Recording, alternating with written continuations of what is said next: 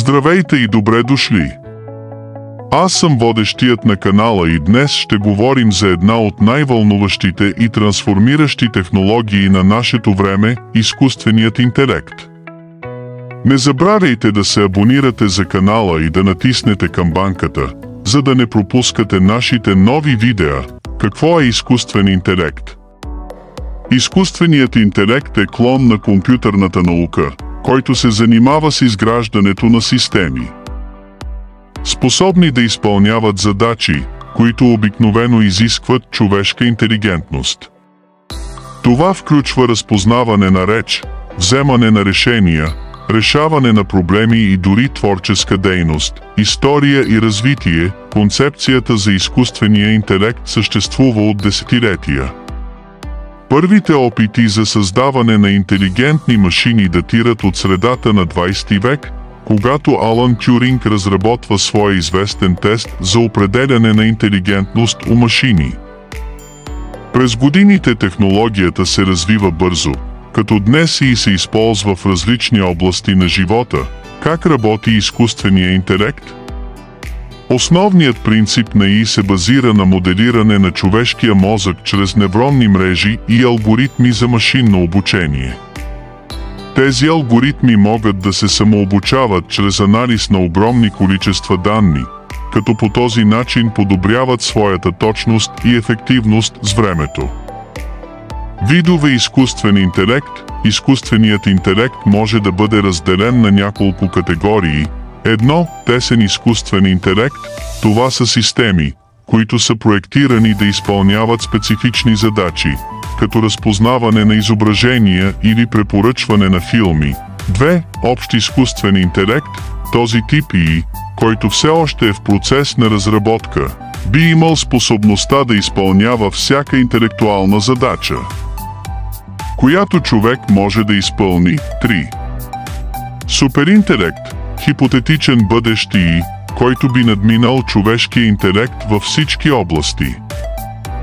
Практически приложения. Изкуственият интелект вече е интегриран в много аспекти на нашето ежедневие. Някои от най-известните приложения включват здравеопазване. Изкуственият интелект се използва за диагностика на болести и персонализиране на лечения. Транспорт.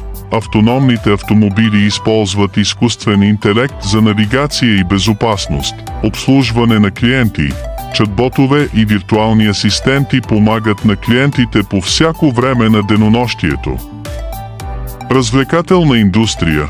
Препоръчващи системи като тези на Netflix и Spotify използват изкуствен интелект за предлагане на персонализирани съдържания, предизвикателства и етика. Въпреки огромния потенциал на изкуственият интелект, съществуват и значителни предизвикателства и етични въпроси. Те включват приватност, събирането и анализът на огромни количества лични данни. Работни места. Автоматизацията на работни места и въздействието върху заетостта. Сигурност. Рисковете, свързани с развитието на автономни оръжия и кибератаки. Пристрастия и системи, които могат да възпроизвеждат или дори усилват човешки пристрастия. Бъдещето на изкуствения интелект. Бъдещето на изкуствения интелект е изпълнено с вълнуващи възможности и предизвикателства. С напредъка на технологиите, изкуственият интелект има потенциала да трансформира практически всяка индустрия и аспект от нашия живот. Важно е обаче да се разработват и прилагат етични насоки и регулации, за да се гарантира, че изкуственият интелект ще бъде използван в полза на човечеството. Изкуственият интелект е наистина една от най-революционните технологии на нашето време. Той има потенциала да промени нашия свят по начини, които все още не можем да си представим. Надявам се, че това видео ви е помогнало да разберете повече за изкуствения интелект и неговото значение. Ако ви хареса видеото, не забравяйте да се абонирате за канала и да оставите коментар с вашите мисли и въпроси.